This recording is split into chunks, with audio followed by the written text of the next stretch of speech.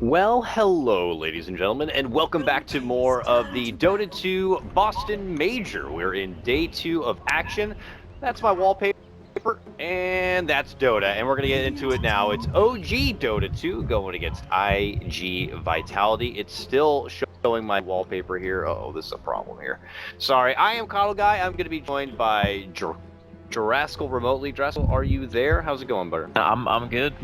I'm looking at some Dota 2. Hopefully, iG.Vit are able to put up more of a fight than the savage thrashing that they got from OG in Game 1. But I think a lot of it, honestly, was draft. The Timbersaw last pick kind of just destroyed them, more or less. And I think that their team overall had a better game plan. It had a lot of counters to what iG.Vit were trying to do. The Clockwork pick ended up being very good. Kind of assumed it would be through the draft, but even more so. Like S4 played great, Ana played great. Like everyone just seemed to click. And when that happens, and the enemy team's not like on the same page, or they have like a slightly inferior draft, you get 24-minute Dota games. And for iG.Vit's sake, I hope they can kind of pull it together and show something a little bit better here in Game 2. Yeah, that was certainly an ass whooping, and it one good enough to kind of break down the foundation of a team a bit. But this is IG. They are Chinese Dota. These guys are cool, calm, collect, composed, and should be able to kind of shrug that one off. I can't help but notice, though, they did get first pick. I mean, they had choice this game, Draskell, and they opted for first pick. And with that first pick, they're thinking, Rubik's the hero. We want a first pick. And, interesting first pick choice, I'd have to say. So the only reason that I can see first picking a Rubik is that you're trying to throw your enemy team off, right? Like, because there's a couple of reasons why Rubik is an okay pick, maybe as, like, in the first two, but not as a legitimate first pick. Because we actually saw a second pick Rubik the other day as well.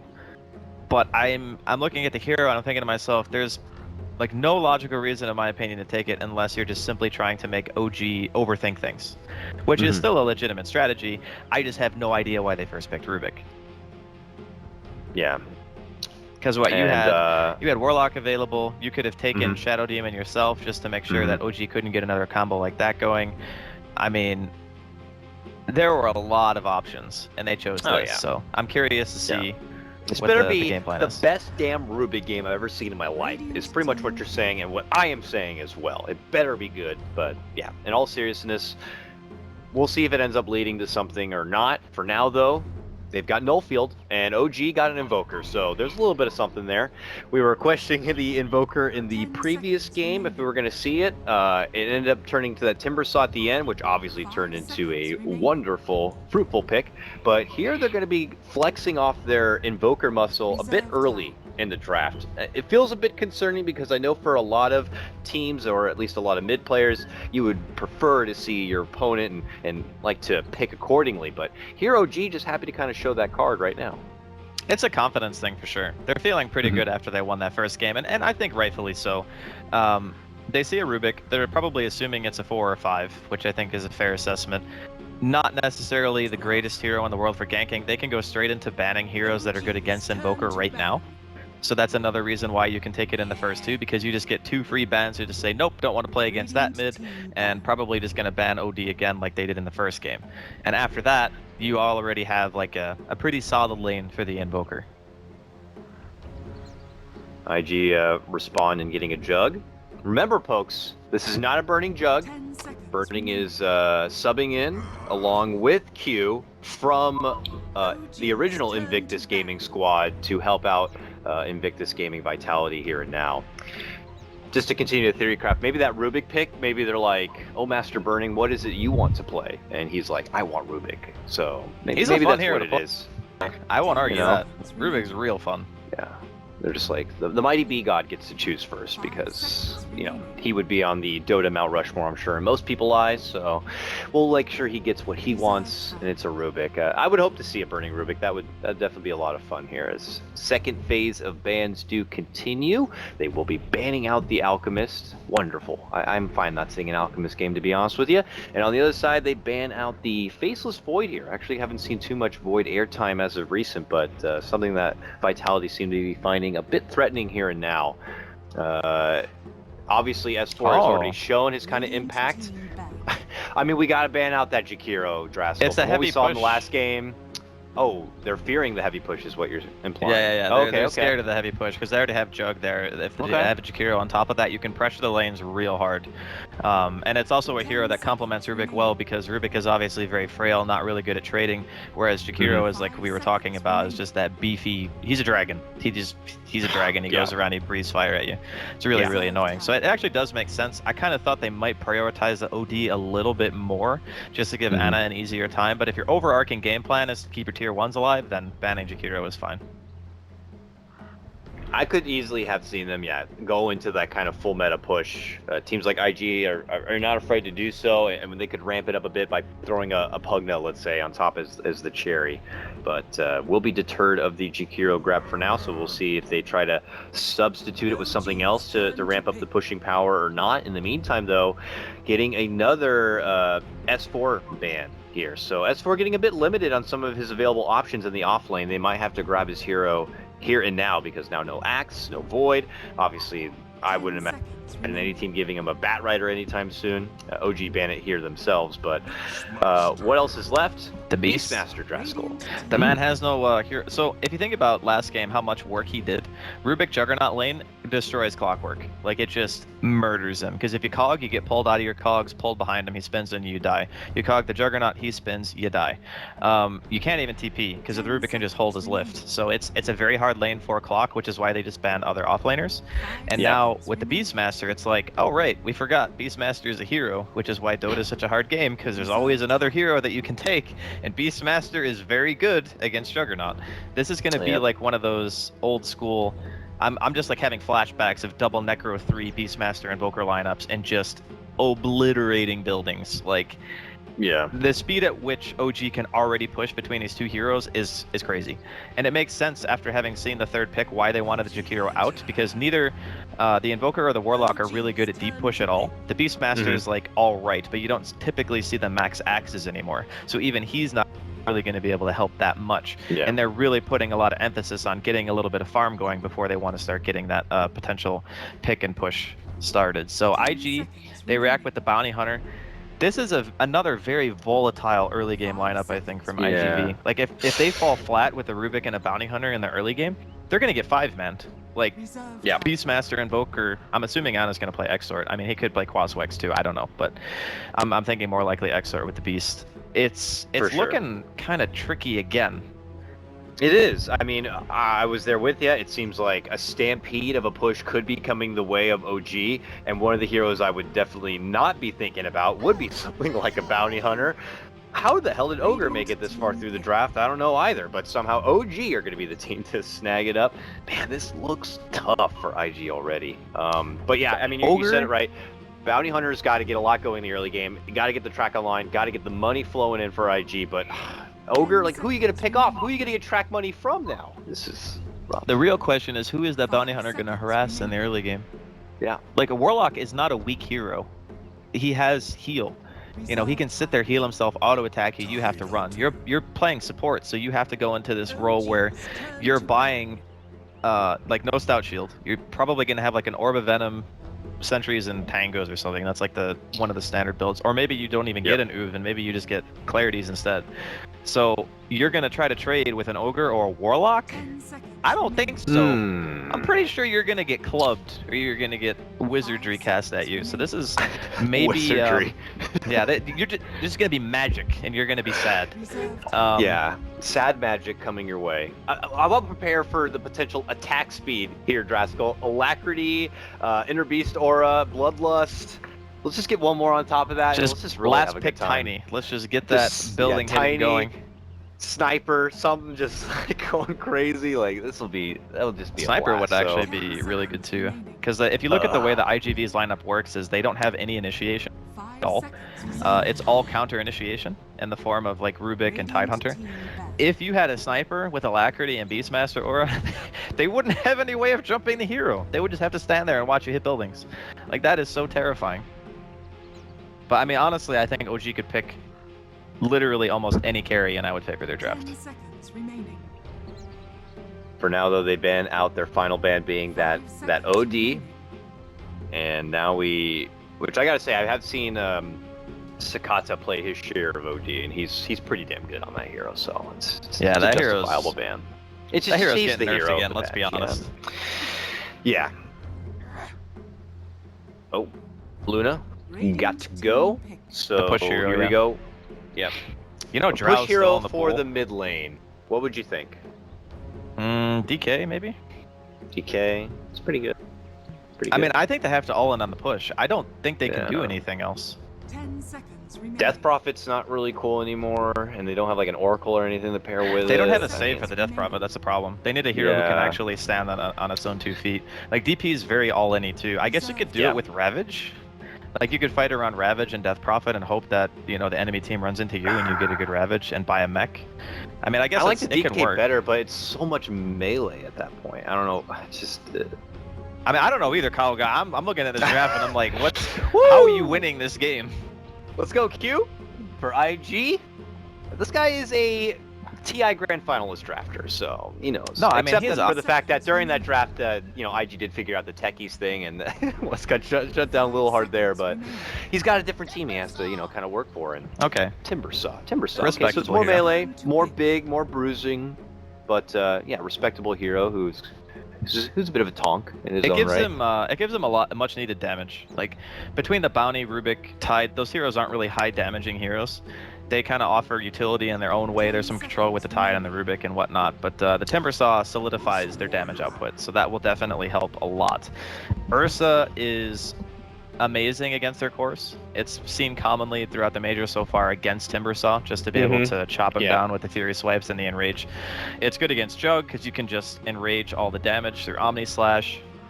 It can get kited, which is always a concern, but there's a Beastmaster, there's Ogre Stun, there's, Cold Snap, and all sorts of other stuff. Upheaval even can be a nuisance, which you can't crack and shell, by the way, so even Tidehunter can die to that.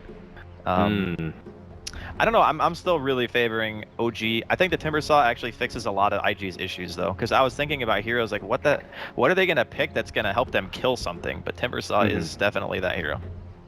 Yeah, and it does look like, I was saying, like, potentially Timbersaw to the mid lane, but with Paparazzi picking up now, and then obviously with a Jug already on their team, they're going to try to go for what looks like the Jug versus Invoker mid lane matchup. Outside of that, do you suspect that we might see any sort of shift in the laning stage here as we are getting right and underway? I don't know if either team was going to want to try to change things up at all, if IG want to consider, heaven forbid, I don't think you can even go aggro on this or not. I think they're kind of stuck in that position where they're just going to have to go with what you see is what you get and just hope that the bounty hunter can, get a courier snipe and somehow pinch and poke his way into a successful early game. Well, I mean, Q used to play with Garter, who was a hell of a bounty hunter player, so hopefully he picked up a thing or two. And if you, like you said, if the bounty hunter does have a good early game, then game salvaged. Like, that's really all it takes, because as soon as you get track going and you can find a couple of pickoffs here and there, then you're pretty much back in it. My real big concern is that their laning phase, I just feel, is not really that good. And this is a meta where you want your laning phase to be good every game. Like, having weak lanes means you just get ran over. 30 seconds to battle. I guess Juggernaut and Timbersaw in their own right are independently good laners, but their support combination, I feel, doesn't really offer much. So the way that iG.Vit have drafted is they're looking for their supports to offer a little bit more later on when they both respectively have their ultimates, and then they pick like self-sustaining cores that don't really need a whole lot of outside influence from their team to be able to do well in lane. Like Juggernaut, Tide, and Timbersaw are all those heroes that can just sit there and be like, yeah, whatever, just hit me, I don't care. I'll spin away from a gank, I got Crack and Shell, and the other one has reactive armor, so in some ways, I think that there's potential here, but I don't know. We'll have to see. I think that they're gonna have a really hard time trying to contest 5-man unless the Tide has Ravage. That's really the only thing. So working around that cooldown, and I would agree with you. These guys are, for the most part, some big bad bruisers who should be able to fend for their own when necessary. But we'll have to see how much OG are going to be looking to ramp up the aggression and prevent them from kind of playing their own game. And like maybe like last time, forcing out early awkward rotations and changing lanes up to kind of adjust accordingly. I mean, you have an Ogre on your team, so that's just kind of what he does. Jarek's already just kind of getting in the face of Paparazzi, or scoring a couple of denies, and just trying to fluster him as much as possible while burning And remember, everybody, this isn't going to be a carry burning here. Burning Rubik now as he goes back to what we saw in the first game, just working with the pool a bit. But nonetheless, we're expecting a little bit of a slow start. A lot of these guys need a bit of a build-up here, and I know No-Tail can Aftershock and get some jabs in onto In-July, but all for intimidation and, you know, asserting dominance, if you will. Yeah, it's really tricky to kill the Tide. I mean, In-July, he has to be out of position and or make a mistake. So he started with the boots. He recognizes that any amount of tank ability in this lane doesn't really matter because of Fury Swipes. So as long as he can get some levels, he'll be happy. I mean, if he gets an early point in the Gush, they could potentially kill Fly, but it's always going to be a trade. Like, somebody's going to die because No-Tail's going to kill one hero, and then the hero they go on will also drop. All right, rotation now. Burning actually shoots up to the top lane. They try to get some damage onto No-Tail. Burning won't get close enough for any sort of lift, but it looks like his assistance will be here. Just kind of, I guess, assisting in a head start for Paparazzi till he gets his level 2. But now this Timbersaw is going to, at least for now, be on his own. Obviously, Jarex is going to venture off as an Arcane Rune will be there waiting for him. Bounty gets, well, the Bounty Rune, and now is taking his business towards the mid lane here and towards the Invoker. I do not see a sentry anywhere on the ground, so we'll see if they can start to set anything up. They get the hits in, the Blade Fury's coming out. He's in trouble, and he will go down. Sunstrike will be had for iG.Vit. Already Q gets a nice early start, channeling his inner Garter, if you will. Yeah, the one weakness of a 2-1-2 against the Bounty Hunter is that your mid player is always exposed. I thought that after the rotation came out from Burning to top lane and they saw it, that Jarex might just kind of sit by mid. Because then if the Ogre is sitting by mid and is carrying Dust, if for whatever reason the Bounty Hunter ever walks over there, he just pretty much dies. But I guess at the moment, Jarex doesn't really have the money to buy Dust because he's got the Orb of Venom and the early sticks. So more than anything else, looks like they're going to prioritize No-Tail a little bit more, which means that he'll be able to get the items he needs to get an early Roche, which can obviously bring you back. And I'm sure Anna's not going to be too concerned over just dying once. As long as they don't give away a lot, then they should be all right. I want to say Anna is pretty notorious for having a slower start on his Invoker. I'm not trying to say like he always has a bad start, but it's just, you know, we're not going to be seeing those early flashy, any sort of early game kills in the lane. And I don't know, it just seems like it takes him a bit before he can really come online. That could be just a victim of playing an Invoker at the end of the day, but that seems to be the trend for Ana. And if it was going along with the playstyle you were mentioning, where they're looking to build up No-Tail first, that would certainly make a lot of sense here. But they are going to be looking to pressure Ana as much as possible. The Q continues to show himself in the lane, being that pain in the ass. No response yet from OG about it. Jarex has now been floating around this top lane a bit, so back to the pool camp he goes. We're not just seeing too much of that aggressive early, like, enforcing Ogre this game, at least as of yet. Yeah, it's weird because Jarex is a very talented player when he's on heroes that can actually score kills, but he seems a bit out of sorts as to what to do when he really can only just bully. Like, when he was playing Mirana, he secured a lot of kills with arrows, but this game he's playing Ogre, and he now is kind of hovering around mid for the time being. It looks like they are going to drop a sentry ward. So Ana's now going to have that little bit of protection from Q's rotations, but I suppose he just feels like his presence isn't really needed as long as there's a ward down, and he can just go back into finding a hero that he can just stand behind, which I guess is going to have to be Ana in this case. The Q comes in, they see him now, Ana adjusts a bit, gets some shots in. They're coming in for the Blade Fury. In-July suddenly rotates over and offers up a little bit of a nuke himself, and that secures the extra kill. No one suspects the rotating Tidehunter. That was a really weird Sunstrike. I thought he would just cold snap because he had his invoke off cooldown, but he Sunstriked very, very late. I don't know if that was a misclick or what, but I think they could have actually gotten a return kill on the bounty there if he was a little bit faster with that. Not going to get rewarded with it. Speaking of rotates early, No-Tail now suddenly to the bottom lane, looking to make some moves onto Paparazzi. This Sunstrike will connect, brings Paparazzi down to about half of his life, but the chase does continue. Another Timber Chain goes off. Oh no, the creeps! Trying to get the slow, and those damn creeps block him in a bit, but he will be able to Timber Chain his way over and through them. So looks like Paparazzi should be good for now. Q has shown up, and that is going to be forcing OG off their back. Yeah, so far it's been a really clean early game here from iG.Vit. We talked about the emphasis on their early game and what the Bounty Hunter needs to do. And even in the times where he wasn't applying pressure, he was stacking the Ancients too. So In-July's got a triple stack of Ancients to go back on even if his lane isn't good. Gonna see Paparazzi might be in trouble. Let's see if they can get him this time. They're looking to block him on the front side, and he's going to be forced to go all the way out and around to the right. Meanwhile, Sakata picks up a kill onto Ana in the mid lane, but we'll keep action here as we see the demise as Paparazzi goes down. OG are able to get themselves on the board now as it's 3-1, but a Sakata solo pickoff. It looks like Omni Slash was used and got the job done. Yeah, Ana is really struggling here mid. He's like 2 levels behind now. That's really, really bad. It's okay to die if the Bounty Hunter and the Tide are like TPing to kill you, but if you die 1v1, that's something that cannot be allowed to happen because Sakata's already had a really good start. They're gonna go for a dive here. S4 is not 6 yet. No, he is not. There's the golden lift as they pull him up and towards the tower. He's quickly surrounded by 3 and really does not stand a chance. Bottom lane doesn't stop there. 2 have surrounded onto No Tail. He tries to get off a couple of swipes and now frantically looks to run away. Paparazzi, though, needs to line up the shot.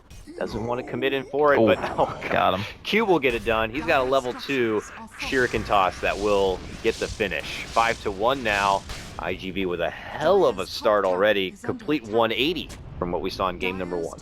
Yeah, the rotations have been on point. I don't, like you said, nobody expects Gush Hunter at this early stage in the game. Like that rotation on mid that ended up killing Ana the second time, puts him so far behind that the Juggernaut hits 6 before he's ready. Then that gives Sakata the solo kill on him because he has Omni and Ana's not paying attention. Like all these things are snowballing just because of these rotations coming in. IG just really recognizing when they hit that kind of mini power spike with getting that Omni early and getting those levels and just kind of totally taking advantage of it here. What do OG need to fall back on for their, if they were to have a power peak? Is it Fly's chaotic offering? He's level 4, almost level 5 now, but do they have to wait till that kind of a point? Or I guess S4 is level 6 now. Is it just a matter of putting the battle order work? Like, what can OG now do to kind of get momentum back to their side? I mean, having the Golem is obviously going to be great, but I think more than anything, they want to try to, like, contesting the Ancient stack would be great, but I don't know if they can actually do it now, because like you mentioned, there's no off. And I mean, stopping iG.Vitality from taking your own stack, that would also be good, because that boy's level 5, and he's taken like a quad stack right now on your large camp. But I think, honestly, they need to take the foot off the gas a bit, you know, try to get some levels up and maybe play more reactionary Dota for now, because their movements around the map have just all been countered by iG.Vit. Bottom lane, Q and company looking to move on in. No level 6 yet for any track, but they get some hard-hitting damage on the No Tail, and it looks like they're going to be going in for the finish. He pops the ulti to get a lot of the damage, stays alive for now, but Sakata is happy to jump on back and get the finish on the fly instead. Sunstrike not going to be able to do a whole lot, and No Tail gets zapped down with the Fade Bolt. S4 shows up, gets off the roar, that will get the kill onto Q, turns it into a 2-for-2 trade, and Paparazzi is now stuck on tower quite a bit, hit with the Fate's Edict, and, well, also going to be hit with the stun, tries to go for the Timberjay TP, will not be able to make it out in time. Last second will tick down, turns into a 3-for-2 trade, going the way of OG. It does cost him a core or so, but lots of commitments from both sides there. That was still big. Like, getting those kills on the cores, especially, like, Sakata and Paparazzi both dying in that fight, that is so worth it for OG. They were really concerned for a little while because of how good of a start that Q was having. Like, his rotations were fantastic. Sure, he's not level 5 yet, or close to level 6, but he's been giving his team a tremendous amount of information. He's going for the deep wards. He's also going to find Ana out here. Like, everything mostly that IG has done during the early game has succeeded. So this is the first time they get punished a bit. Maybe a little over-aggressive going for the tower dive like that. But I guess because Fly, they knew he wasn't 6, they thought maybe they could just pressure it. But that heal kept No Tail alive for so long that they had to overcommit to get the kill. Obviously, they did not have iG.Vitality as a part of that fight. He was level 6 at the time without the point invested into his Ravage yet. Since then, though, he's now level 8. He has Ravage certainly ready to go. And I would imagine iG.Vit overall are going to be ready to go to look to soon make some work out of it here. I was going to say potentially here in the mid lane, as there is a formation setting up, but it does look like for now iG.Vitality will just continue to take advantage of what is, in his eyes, a totally free lane up here at the top. So any chance he can kind of rush his way towards that next item, which appears to be the mech, he can get it that much faster. So not blink, straight to mech for him. That item is going to be so useful, though, because due to the early game, they can actually do the 5-man with a mech and a Ravage. it's really hard for OG to actually fight into that without the use of like all 5 of their heroes, you know, get the fatal bonds off with the chaotic offering. That's going to be how they can actually deal enough damage to get kills that way. And No Tail, that's not where you want to be, buddy. Okay, he does pop the ulti off, forces In July to commit his 2. And as No Tail will be able to survive the Ravage, they quickly swarm around him and finish him off with another little snag of a Fade Bolt there by burning. He could have actually TP'd there. I'm surprised he didn't go for that. Yeah, he opted to kind of man up briefly and then maybe seeing if he Q could actually skittish out. He shurikened like instantly. Whoops. And then the Ravage was also popped as well, so. Yeah. Jirax helping him out with the Roshan timer. Why did he say 1330 Roshan? I'm so confused. I Roshan's not think even it's dead. 1330. No, 1330 is when the next Ravage will be up. Oh, Ravage. Why did I say Roshan? Okay, that makes more sense. What you said is correct. Yeah. I know what you meant though. But obviously, it's a mind game. IG are like, okay, well they know now when our next Ravage is, but whatever, we'll take it. OG though, now Smoke, they're flirting around seeing if maybe there's a ward nearby. They're actually just short. Oh no, that's their own ward, so no vision nearby by IG at all. So OG can just kind of comfortably move into this pit and begin to go to work, but if IG are privy to it at all, they could scout it here. They definitely know, but I don't think they know that flies there. Yeah, I mean without Ravage, it's kind of tricky. Oh, Jerax rolls in, pops up dust, and wants to get the Q anywhere but away. Oh, Sunstrike, big hit, and the burn will get a finish. Nice stuff. Ignite level 4 by Jerax. I didn't notice his ogre build up here. It's a bit different than what you see from a lot of other ogres. 1-4-2. That's the damage build right there. Ignite does insane DPS. It's 400 damage at level 4. But yeah, that's the Roshan secured there for OG. No contention whatsoever. Using the solo Ravage down there ended up actually being a really good thing, because when you Ravage like that for a solo kill, any good team is going to abuse that. Like, yeah, that is your team fight utility, just down the toilet to kill a core. And the funny part was, No Tail actually could have lived there. But unfortunately for iG.Vit, now they're up against a fully ultimate capable OG. Ravage is still down for at least another 10 seconds, and Mech is up, but in July, okay, he does have a TP, and Ravage is up in 5. And TP is going to be coming on here as Burning shows up first on the scene, and now the Tidehunter to be here. OG begin their split, but look who creeps in from behind. S4 gets off a nice ulti to quickly isolate and take out Burning. Now they rush on in, looking to go and try to get the finish on July. He's going to be forced to commit the Ravage. It connects onto 2, and No Tail looking to retreat out. It is a 1-for-1 trade as of right now, and then On is going to be taken down next. This is track money now. Swinging the way of IG if they can get it. No Tail swinging a miss on the Undershock, and we'll have to kind of weasel his way out. This is really bad. Surrounded once again. Catches his Aegis, and with Jerax as the only survivor, they will be there waiting for his second life, and it looks like they should be able to get it. iG.Vit off to a very hot start, flipping the script from game number 1 as Sakat secures a double kill, and they pull ahead, now 12-6. Yeah, the shoe is on the other foot completely here. iG.Vit are just outplaying OG in the fights themselves. It's really hard to like overcommit that hard when you're going behind a tower. You want the tier 1, you want to make use of your Aegis, and that's fine, but Ana puts himself in a really bad spot by diving like that, ends up dying. Sunstrike comes out, not going to hit on Cicada. Looks like he'll just be able to TP out, but yeah, that wasn't even worth it, honestly, for OG. That was 4 track kills. 4 track kills is more gold than you get from the tower anyway, and now the experience is going more in the way of iG.Vit than it was previously, and they're able to take their Ancient stack during the downtime when the Ravage isn't up, and OG can't punish them. So this game is like, I doubted iG.Vit's draft. I was a fool. It's certainly working great now before OG can even come together as a team, and that's exactly what they needed to do. And here they are doing it. Track money beginning to roll in. You can see the benefits coming together in some of these items now. And as you can see, S4 will get knocked up with the track. His comfortable farming space is going to be feeling very thin now, as he is just desperate to kind of move on forward and try to finish out the good book. Back at mid lane, Jerax nearby, peeking things out. Sakata goes to the high ground, and they set up for him. Not going to be enough burst to get the finish before the Blade Fury does come out, and now they turn onto Jerax here. He tries to walk back and away. Burning helps him out by tossing him on forward. So just a little bit of a flirting game there, but no secured kill onto the Jug. I mean, OG are in a rough spot, but they're also, I think, still playing it the correct way. They're always aggressively positioned. They're not allowing the bounty hunter to do like the pick and push strategy. Because what a lot of teams would do is they would sit back and they would try to farm and they would spread out. Bounty hunter loves that. Bounty hunter wants you to spread out and farm camp so he can go in there, track you, know exactly where everyone is, and be able to react. So I like the fact that OG is kind of playing this compact style where only one person is off on their own. Currently, that's S4, who I assume is saving for the blink now that he's got the book 1. But they're doing the right things. It's just difficult when you get this kind of a start. You know, the Bloodstone's now finished up on Paparazzi. Bounty Hunter's level 8. Like, things are getting going real fast, and OG needs some time. We'll have to see how much time they're going to be able to get here as Q continues to creep on in.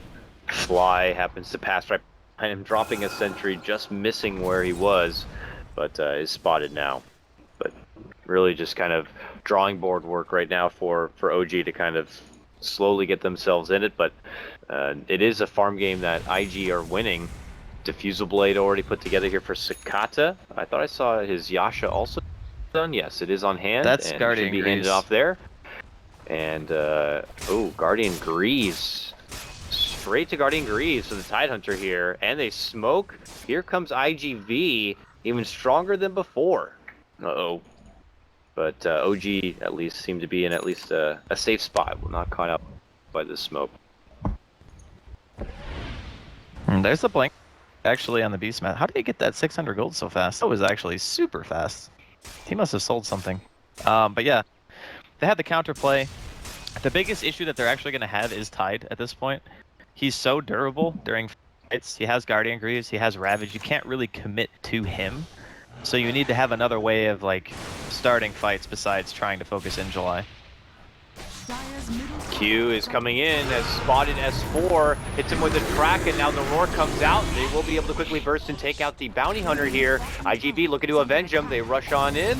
No commitments of any ultis, and now the chase seems to be halted a bit for now. Big connection with the Fatal Odds and with the Rock. OG thinking about making a move in, but there's a quick counterplay with the Greaves, with the Ravage. They shut down OG in their tracks and say, do not even think about it, forcing them to kind of commit the Rock and get really nothing from it at all. IG double back and get right to the grindstone of this tier 2.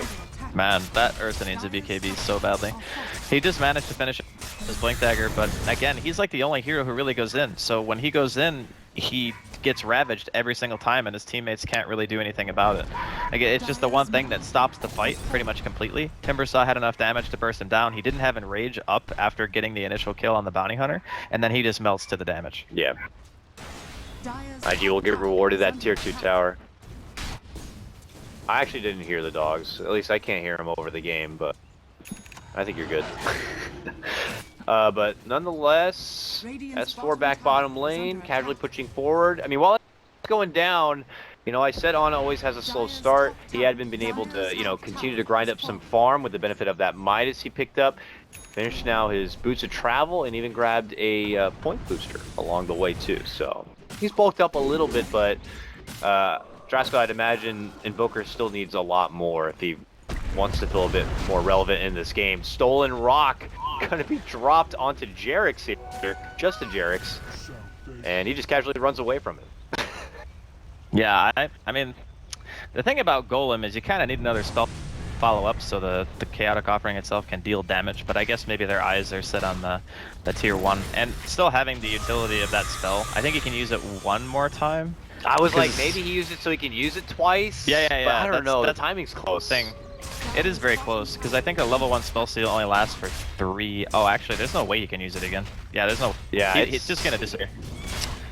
So it's a bit short, but at least the Golem will help them siege quite a bit here in the bottom lane, as they will secure 2-2. So since that micro engagement over here near the secret shop of OG, IG take that fight and that kill on No Tail, take that mid 2, take the top tier 2, the bottom tier 1, and now they're working on the bottom tier 2.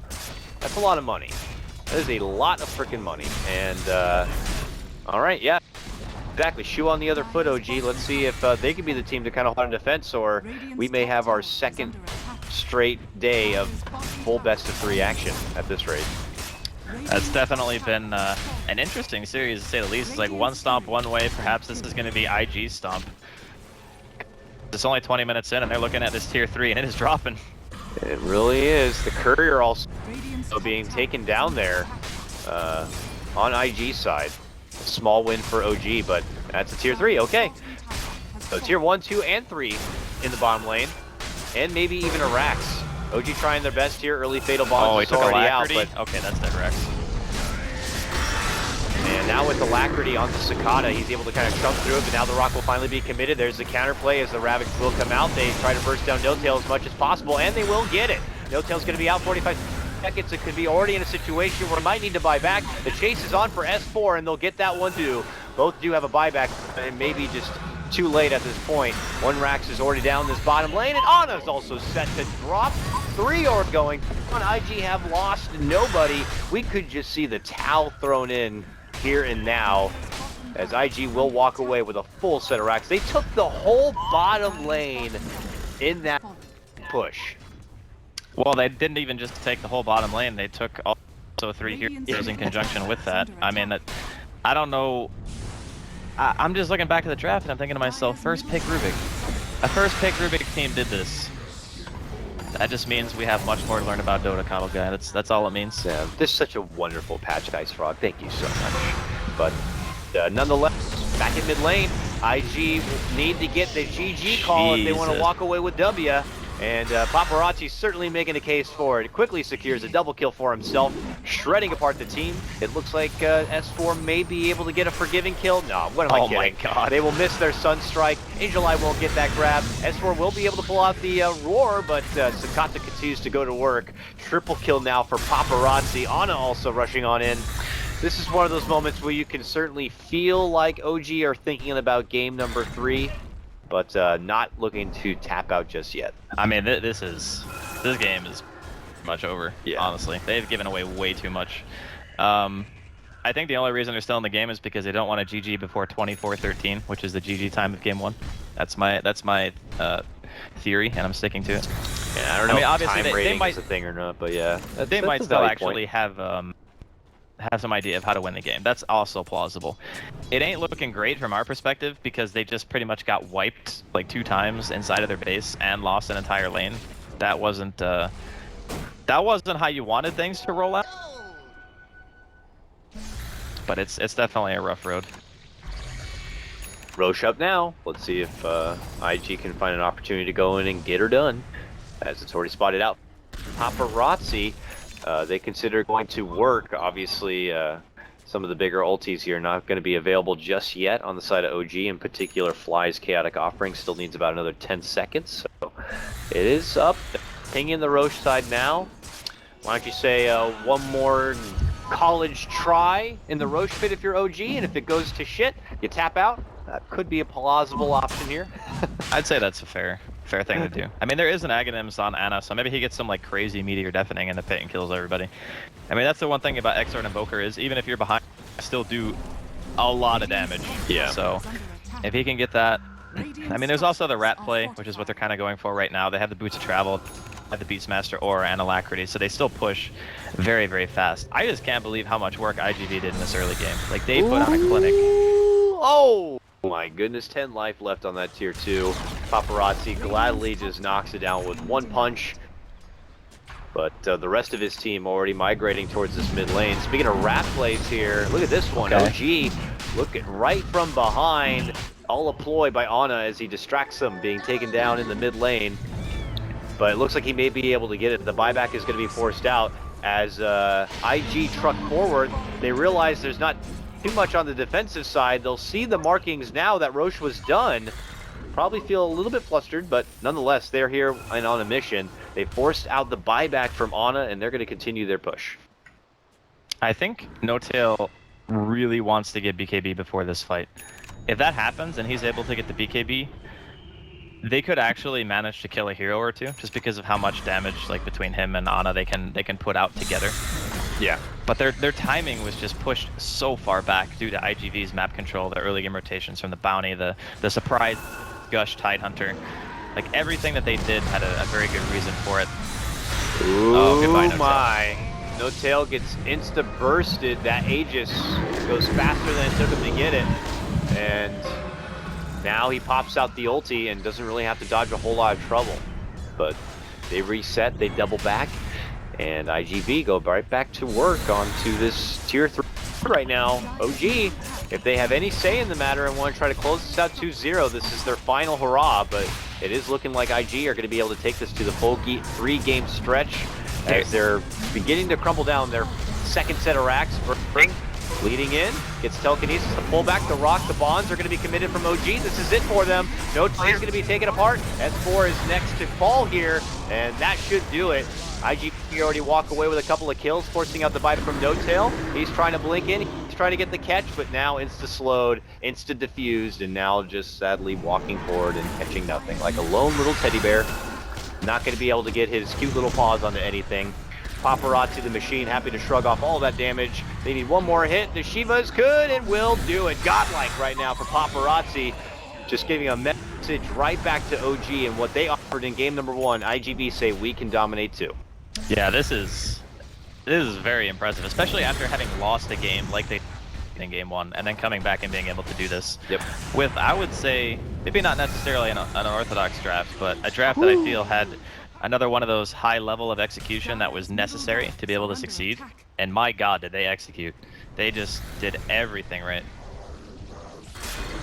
I mean, even Burning managed to steal a couple of really useful spells. Like, you don't think about it. Stuff like Pretty and Bloodlust, when you're pushing and you can put that on your core, it is so good.